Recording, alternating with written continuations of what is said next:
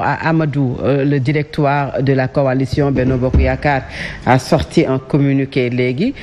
pour rejoindre li nga xam ne moom la Bouna Kanté wax nee nañu second tour moom lu mën a nekk la ci élection yi donc c'est très tôt de crier victoire ci yéen seen camp lan ngay tontu ci loolu. Bon, Benno Bokk Yaakaar, je pense que ils nous ont habitués ces derniers temps à des communiqués. Gis nañ ko ak conseil constitutionnel bu jëlee décision ñu génne communiqué contesté wax ni conseil bi li muy def baaxul dafay jël seeni prérogatives et cetera ñoom ils sont déjà dans la peau de l'opposition ñoom depuis un certain temps ils sont devenus quasiment les opposants en chef. Posture boobu ngeen am. Vous contestez tout, vous remettez tout en cause, vous n'êtes d'accord avec rien. Tout ce qui se passe se fait contre vous. Bon, bref, en tout cas, ce qui est important, communiquer bi boo ko lire ku xool enjeu yi am. Vraiment, vous auriez pu vous abstenir parce que quand même c'est le sens de l'histoire. Ce n'est pas la fin du monde. Xam nga bu ñu demee ba un peuple choisir. boo toogee naan mais xanaa ñii liiruñu seeni programme quand le peuple a parlé li nga mën mooy respecté ko loolu mooy attitude. Le peuple n'a pas encore parlé. waaw d'accord parce que yow say résultat nga yore. soo toogee bëgg ko dugal ci bopp Sénégalais ne le peuple a parlé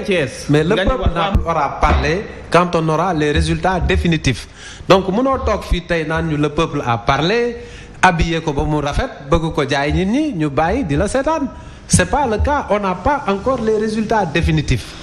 yow wax nga ko si tu es républicain Amadou je pense que yaa ngi may dagg sama temps de parole Bouna nag depuis vous avez parlé mais Bouna l'opposition a parlé da ngeen a teel a jël les habits d'un opposant avec une telle virulence dafa teel seen mutation bi dafa teel vous parlez de fi mu ne abi opposant rek nga yor mënoo ma dagg tout le temps à tout bout de champ pas du tout dama lay wax rek li ma jàpp à tout bout de champ non dagguma la tamit c'est pas fair play quoi xamante nañu je suis fair play xam nga loolu kenn du ma ko reprocher ba tey wax nga ba pare man tontu mais vas-y mais bul ne le peuple a parlé vous avez eu largement le temps tout à l'heure aussi on laisse Amadou mu terminer. Man je vous dis juste une chose tendance gis nga ko mënoo leen ñëw nii Dakar tey ku la laaj Dakar est-ce que vous avez gagné Dakar je pense que en toute humilité dama ni honnêteté je dis en toute humilité di nga reconnaître ni gagnoo leen Dakar su ma nee la Thiès su ma nee la Touba avec ce qui s'est passé les résultats di nga ni gagnoo leen léegi ñu dem ci zone yoo xam ne habituellement yéen a ko am Dakar Thiès Touba la région de Diourbel xaaral ma ñëw rek nga dem Ziguinchor et consort ngeen perte foofu ngeen ñëw Linguère ngeen accepté après ngeen bëgg ni non y a un second tour gis nga li ngeen def nii c'est pas adapté à la situation vous devez vous montrer un peu à la hauteur man xaw ma lu seen candidat di wax j'ose espérer qu'après la crise qu'on a connue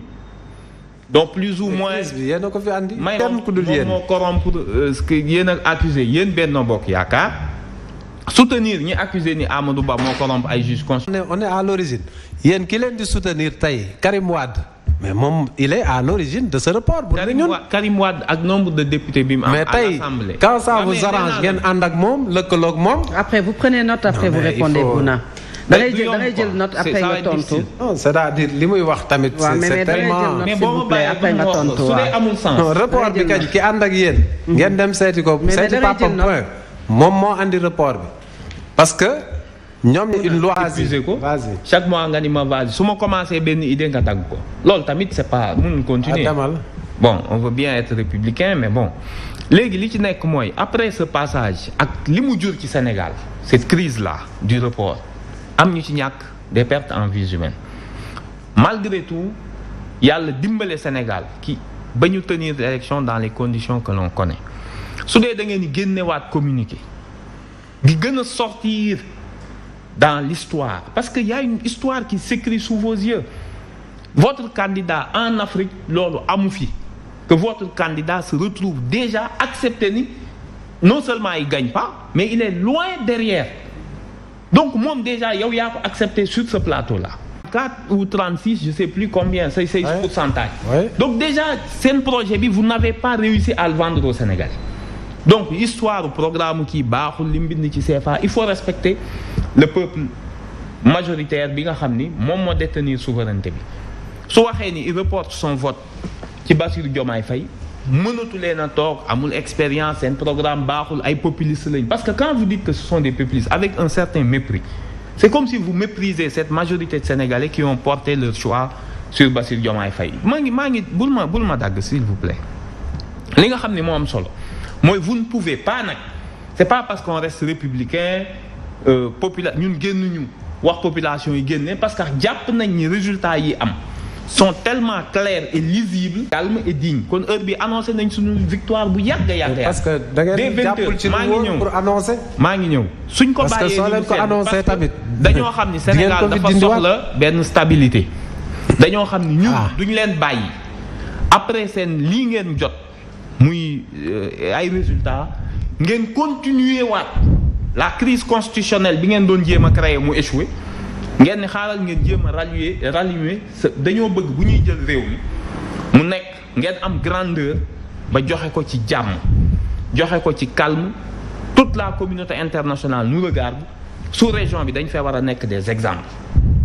tey jii seen communiqué bii qui tend à contester des résultats incontestables je pense que tous les journalistes nit ñi du ay waxu correspondant les gens ont les résultats en temps réel avant la sortie du bureau de vote parce que tous les PV xam nga ku compiler ay PV officiels mënoo leen fee fexe Dakar vous admettez que vous l'avez perdu ngeen ni les zones urbaines perte ngeen mais les zones rurales mën nañ fa am parce que yéen zone rurale seen politique a toujours été de les considérer comme un électorat corvéable malléable loolu jeex na zone rurale yi ñoom ñoo jëlal seen destin en main on a fait le tour là-bas léegi nag quel que soit lu Amadou Ba wax j'espère je souhaite que dina nekk républicain et dina nekk à la hauteur de l'histoire parce que mënul nekk à l'origine d'une crise constitutionnelle boo xam ni ça a failli plonger le pays dans une crise indescriptible les faucons de son parti poussé waat ko ngeen jàpp ni parce que le peuple est décidé ñoom ñoo ngi ci mbedd mi de te gis ngeen ni kenn ci xam nga ñun ragaluñu yéen vous nous connaissez on a été dans l'adversité et l'affrontement ak yéen suñu bëggee woo peuple bi mu génn on le fait pas des pincettes suñ ko organiser woon Dakar kenn du fi xaj peuple bi moo génnal seen bopp gis nga bu ngeen fi annoncé loo xamante ni jéem a jalgati la non bu ñu leen doon menacé def nañ communiqué dama ni la ñun on garde notre sérénité parce que l'opposition bi génn di wax c'est pas des pro-Pastef. Ils ont reçu les mêmes résultats. Comme ni nga ko waxee ce sont des moments historiques. moments yi je pense que c'est pas dignité bi ñu am dignité bi ñu am parce que li ngay wax nii. ba bañ a def un triomphalisme c'est pas responsable à un moment historique où Sénégalais yi ñu ngi toog di xaar seeni résultats yi eggagul ba ci cappaandaw bi nga toog fii naan le peuple. situation bi ñu egg fii réew mi non mënul continuer parce que tamit je pense que parce que pour vous deux moi je dirais ceci. may ma terminer Bouna ñu déglu s'il vous plaît. xam nga man sama temps de parole day gàtt. non vous avez tout à l'heure parlé quand même lu yaatu. lu yaatu waxoon nga sànq lu yaatu c'est des trucs médiatiques ñëpp defoon nañ ni dépassé nañ ko soo waxee yow ba pare ñu bàyyi la kii bu waxee nga koy jéem a déstabiliser lii c'est de la petite politique. j'essaie pas de déstabiliser yow mënuñu la déstabiliser parce que je suis pas dans ça. bref mais je rectifie. c'est plus xam nga man je dois dañoo war a respecter ñi toog ba heure bii di ñu seetaan. absolument ils veulent juste déglu suñuy parole man dama ni la ci kaw ñu leen di wax lu dëggu mais lu dëggul yëpp yor ko. voilà vous avez la vérité aujourd'hui amoo résultat officiel awma résultat officiel. il y a des organes compétents yoo xam ne ñooy joxe les résultats officiels nañu